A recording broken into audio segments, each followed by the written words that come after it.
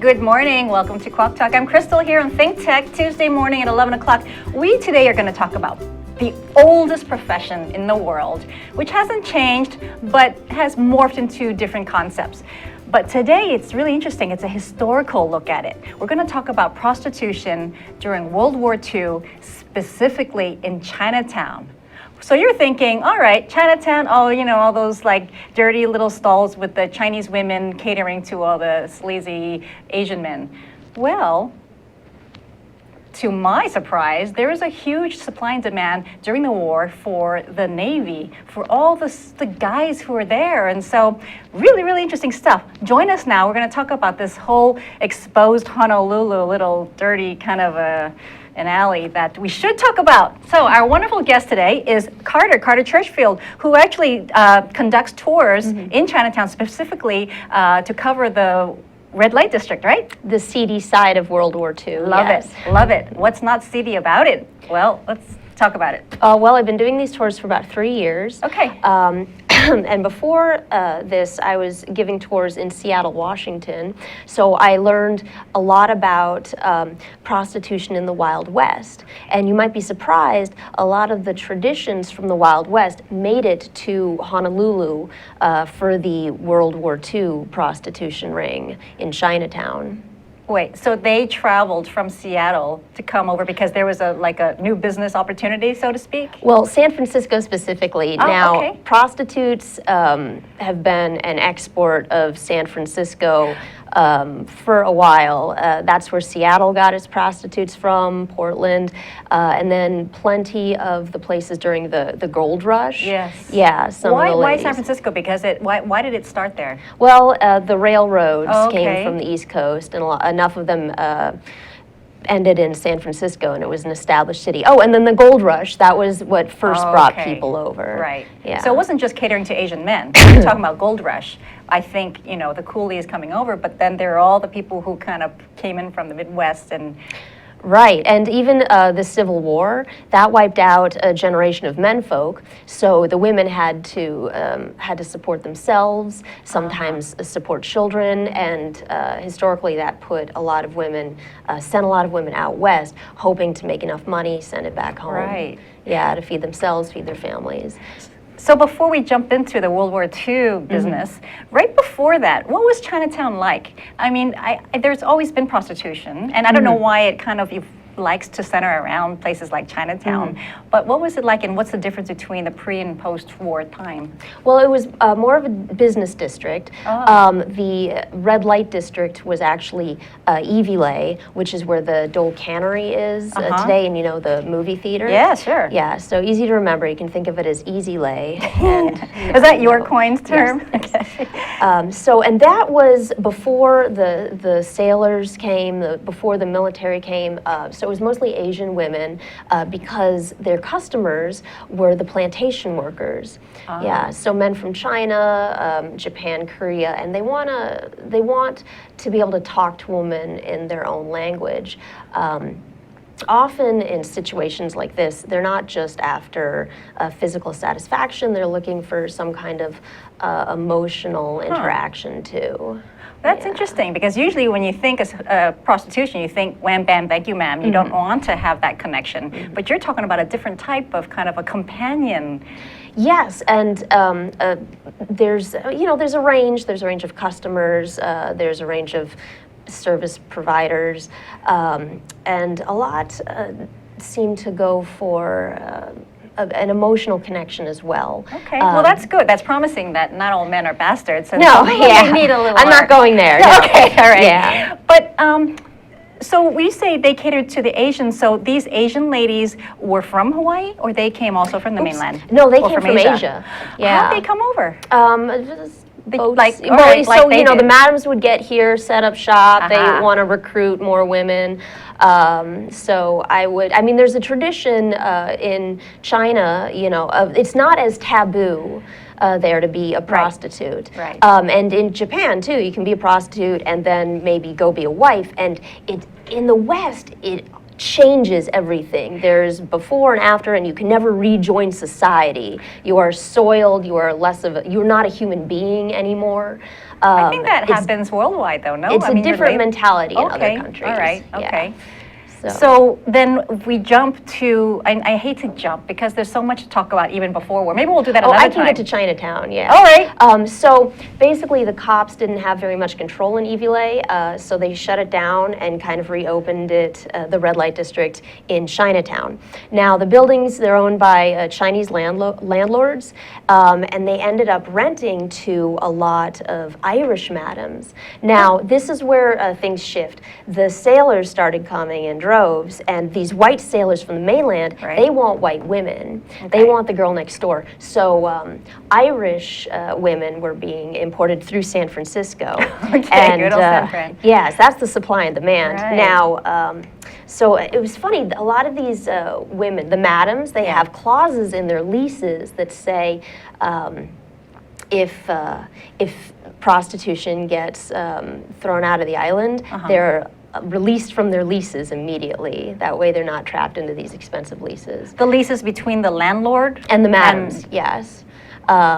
And they know what kind of business they're going to be doing. Oh, so yeah. It's all and they're making a lot more money renting to a madam than they would a the different turnover's business. quick, huh? Oh, absolutely. You want? I can tell you how quick the turnover is. Oh, yeah, please. Yeah. So with the introduction of this ridiculous gender ratio, we're talking strictly single men of marriageable age to single women of marriageable age. One of the kinder statistics I read was 156 single men for every one single woman on the island. That is worse than Alaska. Right. Yeah, and what they say in situations like that, it's, yes, the odds are good, but the goods are odd if you're a woman. Quote. But so how did they initiate the whole business kind of flushing over? Was it government backed, or was it just kind of like slowly word of mouth? These mamasans, well, the Irish mamasans would say, hey, come on, there's good business over here. I would think word of mouth really, yes. People letting other people know. And there's precedent for this situation in like the Wild West towns where men greatly outnumber women. So some of the traditions, so to speak, made it out here. For instance, a time limit. And this time limit was usually 3 minutes per man. Wow. Yeah. And in some of the World War II towns, it was even 2 minutes, 30 seconds. But between the men, was there like a time where they could change the sheets, or I don't know? Well, since it's a numbers game, Yeah. And now a lot of the women in Hawaii working in this way, they knew that their window for making a ton of money was the war. So because they knew it was going to close, they were trying to get the numbers. Right. This leads to a system called the bullpen being imported. The bullpen, again brought from the Wild West, is where each woman had 4 or maybe 5 different rooms. Okay. So she'd have a waiting man in each. She could just go from room to room to room. Yeah, pretty sensational stuff. And these are just your, what did you say, lower class girls from There's California? a range. Now, so they're coming from all over the United States. Okay, who started from, right, okay. And then they end up in San Francisco, and then they can audition to You come have to to Hawaii. audition? Well, you got to prove you can Perform? Yeah, perform within that window. Okay. Right? Now, the most famous woman to come out here was Jean O'Hara.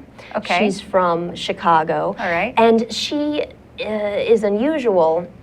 For instance, she was the daughter of a dentist.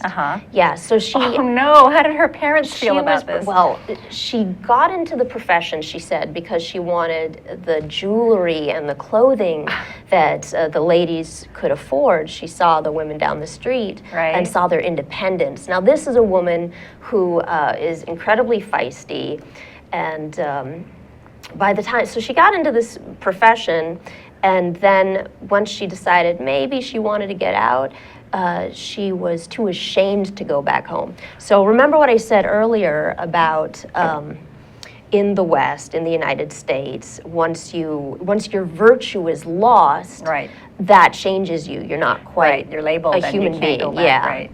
So. But why did she become so famous? What did she do? Was she like Oh. the top performer, or what? The men were wanted her? Well, she wrote an expose. So most women, when they get into the trade, they use fake names because their dream is to get out of the trade and be able to take their money and move to a new place, Right. Pass themselves off as a widow and be respectable. But she did not care. She Okay. wrote this expose which talks about how this, by the way, illegal prostitution ring, because prostitution's illegal in the territory of Hawaii, is still being run by the cops. Wait, so if it's not legal, who's this? Was this just a random photo This of is a random typical photo. That prostitute? looks like a lady enjoying herself. I don't think she was a prostitute because she's out somewhere where she can be photographed. Right. And the lives of the prostitutes were highly regulated by the Vice Squad. By the way, they usually prefer the term sporting girls throughout the Wild West. If a sporting girl is out and about, she's not allowed in the nice cafes, she's not allowed in nice restaurants, she's not allowed in golf courses. Who Can't go set to these Waikiki. rules? Wait, who set these rules? You said it's the squad. Is this the police who are running this business? Who are keeping it orderly. So the Yes. government was aware of. Oh, very. And profiting greatly. Yeah, so how did the money go? So how much was taken out of the mama-sans and then given off to the girls? Oh, that's a great question. All right, so breaking it down, each trick was about $3. For $3 for 3 minutes, Yeah. okay. So out of each $3, the girls got to keep $2. Well, the madam took $1 right off the top. That's how the Right. madam makes a shocking amount of money. Are you That's ready for how much money Please. the madams were making? Okay. Okay. Throw it. Upwards of $150,000 a year. In those days? Yes, in the 30s and 40s. What is that worth today? Jeez. Yeah, about 2 million upwards. And Are there any stories of these mama-sans, and have they told or released any? There's no documentations of these ladies. I haven't found any information. Mostly people focus on Jean O'Hara because Right, okay, she's she the- was, in a word, shameless. She Right. didn't care. She was going to make a lot of money Yeah. and not let anybody keep her down. So you said that they brought in the all-American girl to cater to the fancies of the all-American boy. Mm-hmm. But in the Army, Navy, everywhere, it's not just all white boys. I mean, there were Asians and blacks. Thank you for asking about okay. that. Yes, so what was imported with the white servicemen was also a deep-seated racism. Of course. Yes, so they don't want to think that they're having sex with the same women who are having sex with non-whites. So what the brothels end up doing, some of them, is they put 2 different doors. Okay. And white servicemen Oh, can go through no. one door for $3, longer lines, and Right. locals and non-whites can go through the other door, and they're only charged $2, but it's the same women. Yeah. Wait. So The servicemen didn't know it was the same women, but yeah. just a different door. Yeah. You have a picture of all these sailors lining up in Chinatown? Oh yes, I should think we get have that in close there. up That for- was, it's in there. Now, this is Oh. Chinatown, right? It's somewhere in the area. I have not been able. I mean, it could be the building doesn't exist anymore. But you Please see- don't tell me this is the line for their 3-minute excursion. It possibly, but here's an even better photograph with even more men. And this one I have placed. This is on Merchant Street. Oh, okay. The building doesn't exist Oh, no? anymore, but that's the Black Cat Cafe. And if you watch the movie Pearl Harbor with Ben Affleck, there's a scene where he's in a diner, which is the Black Okay. Cat Cafe. Well, wow. So some of the stuff. Carter, we're going to take a quick break. When we come back, we're going to get thrown right back into it like we were lining up for it. And you can bring us into those rooms and tell us more juicy details of Sure how it thing. was then. The All right. protocol. Don't There's a go lot of away. protocol.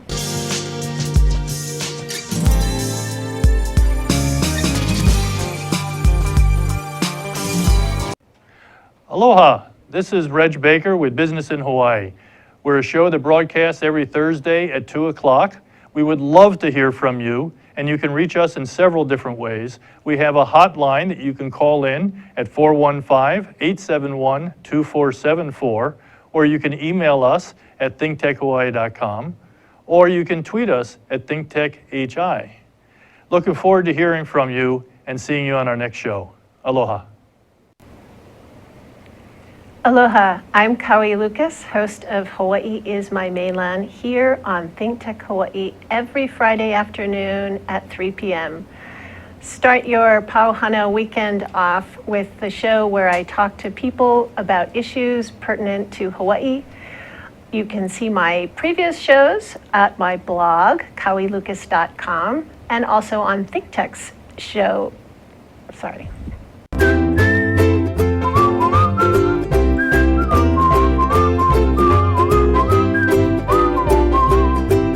Welcome back to Quack Talk, talking about World War II prostitution in Chinatown and the supply and demand and catering to all those hungry, horny sailors out there. So we're back with Carter Churchfield, and we just left off showing a photo of this really crazy times when they were lining up right in Chinatown for a little release. Yes, there was a pretty strict protocol. When a sailor would get in line, sometimes he would have to wait over 2 hours. And when he goes through the door, well, first of all, the brothel's got its own bouncer. Wait, how many businesses were there? There were about 15, around 15. Okay. They're called boogie houses. All right, at this so they point can in time. choose, right? Okay. Yeah, so it's the bouncer's job to do the first screening, and if the guy seems tame, like not too drunk or not likely to be Well, violent. that's the thing. Were they mostly drunk before their performance? Then 3 Yeah. minutes, is that going to do it? Well, that's why the girls had to audition, you know.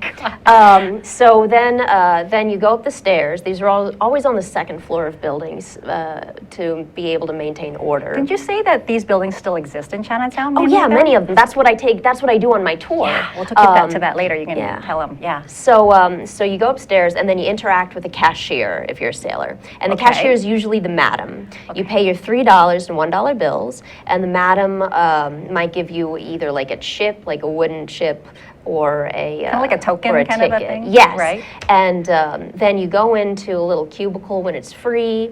And you get undressed to your comfort level. You wait till a woman walks in, then you hand her the chip or the ticket. She saves them up. At the end of her shift, she gets paid accordingly. Right, so she hands turns them in her tokens for how much Yeah. money she made that day. Yeah, so sometimes in the Wild West, they would use corks from champagne bottles. Okay. So now, still more protocol. Oh. The woman gets to inspect the man's genitals for signs of disease. This is the most important part for Well, her. that's good. They educated them to at least go Yeah. for that. Wait, were condoms created then? They were, but are you ready for this? Okay. What are they made out of? Various things, sometimes, and this is going to gross you out, sheep's guts.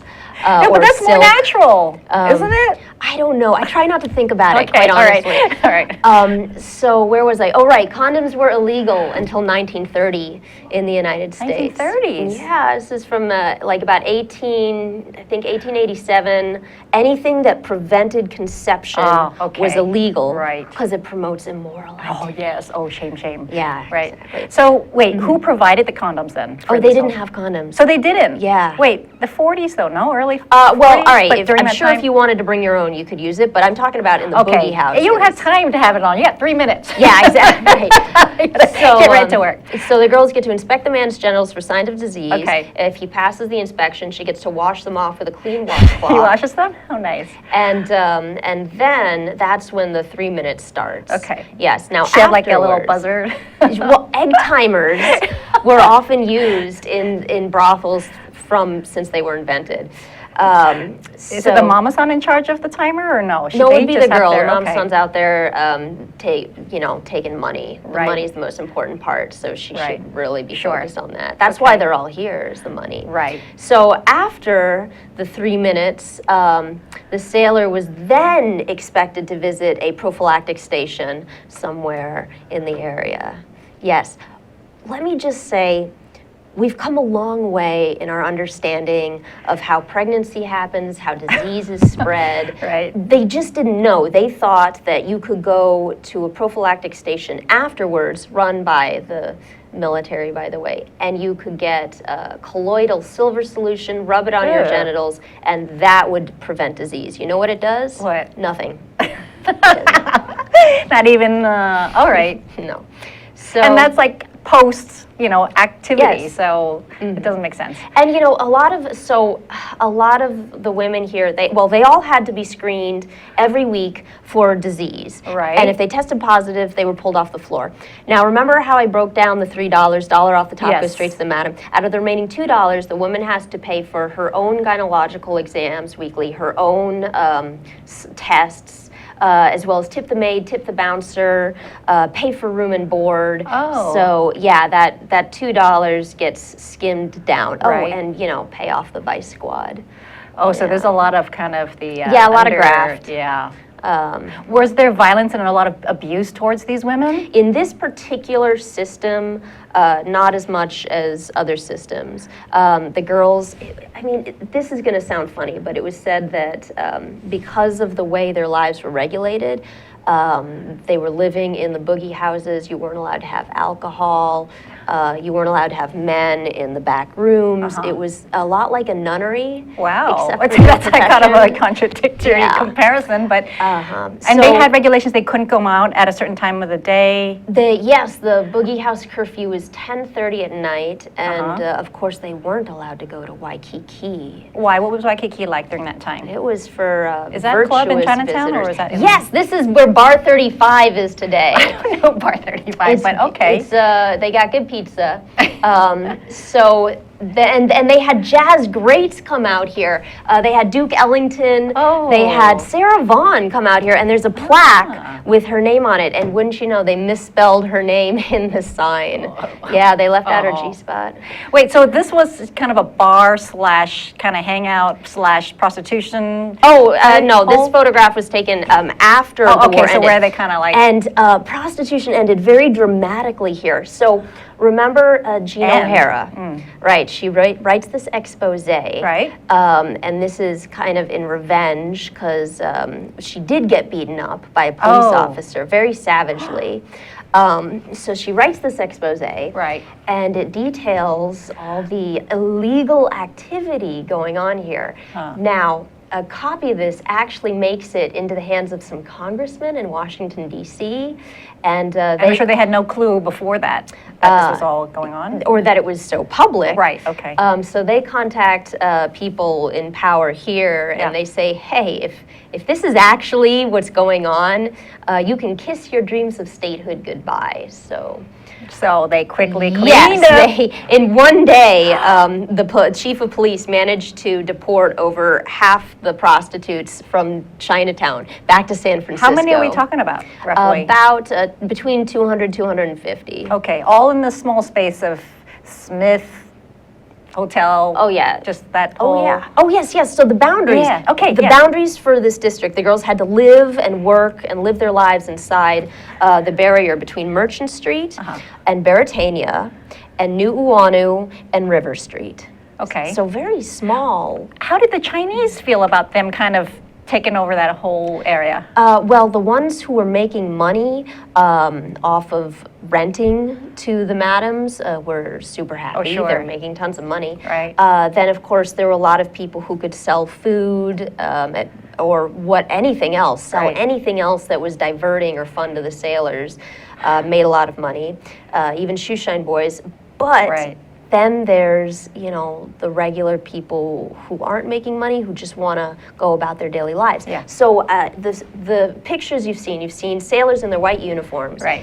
And imagine women wearing their native dress, cheongsams, kimonos, or Right. muumuus. Right, And right. they got to push through these lines of sailors Yeah, just to go to the bakers you have or a the picture. I butchers. don't think we have this on the line, but if you can hold it up. This is a small picture of like the girls at this one hotel. Oh, hotel. Oh, wink, Yeah. wink. Boogie House. So, And they're quite, it's a fuzzy picture, but they're quite glamorous. Oh, yeah, yes, there's some well- pretty dresses and this is a promotional photograph, of course. designed to entice the men to Uh-huh. pay them a visit over the other boogie houses. Right. And this is, so if you go to Chinatown, Yeah. there's Mauna Kea Market, that's where the Yeah. clock tower is. Right. There's the bigger entrance that opens onto Hotel Street, and directly across is the building that was the new Senator Hotel. This is the most famous boogie house in Chinatown because it was immortalized in the movie From Here to Eternity. So From Here to Eternity, famous book, famous movie. In the movie, it's called The New Senator Hotel. And the women who worked there are portrayed by Donna Reed now and other actresses. Wow. So how reflective do you think that film was of the times? Was it a pretty genuine depiction, you would say? Yes, Great. yes. The author, Oh. James Jones, he would frequent the New Senator Hotel himself. Huh. And so he actually got to know the ladies and based the characters on the ladies. And the block that the New Senator is in also has Wo Fat restaurant, which a lot of locals will Was that like remember. a- Yeah, and that restaurant was open for 100 years, Oh. up until 1982. And there's also scenes in the From Here to Eternity that take place in that restaurant. So it's Yeah. a very historical block. Okay, very cool. I remember you mentioning before the interview that the men had to come, they had a curfew Yes. to visit Chinatown. Tell us about that. So through some trial and error, the military realized that if you let the men stay out past 2 p.m., so many of them would get so drunk and disorderly that it would require a tremendous effort to restore order. So their curfew is 2 p.m. So they go there in the morning? Yes, from 9 a.m. to 2 p.m., and that means that the prostitutes had to meet have to their wake up quota early and- by 2 p.m. Wow, morning. Well, that's okay because morning bonus will work for the sailors. Right? Yes. Just roll out of bed and get on that shuttle. Now, in our short time left, I mean, it's fascinating information and it's such an interesting look at history through the prostitution. Carter, can you just give us a little taste, or, well, you have given us a taste, but your tour, you've created this tour of the Red Light District in Chinatown. What's that about? And let us know how to do it. Well, I started learning about the more salacious history in Chinatown, and I realized no one's really talking about it. So I Yeah. created this historical walking tour. You can go and see some of the boogie houses where the girls worked out of, and also learn more about the motto, let's go get stewed, screwed, and tattooed. Oh. Yeah, so I can show you the oldest bar in Hawaii, Smith's Union Bar, and this is where boys from Arizona would go and drink and get stewed. Then they could go around the corner, maybe get tattooed at Sailor Jerry's tattoo parlor. Now it's called Old Ironsides Tattoo. And then, of course, I talk about the lives of the women and also how the police were involved. Oh, Yeah. yeah, I like that. I like that. You're taking all this nitty-gritty stuff out into the table. Wonderful stuff. So people can just go online to search for your Yes, the tour? website is honoluluexposed.com. I give these tours most days at 9:30 a.m. Right, bright and early. Get that thing going. Well, Carter, it's been fascinating. Thank you so much for sharing all that with us. Thank you so much for having me. And, open your eyes to a different angle on history and enjoy the rest of your day. Thank you for tuning in.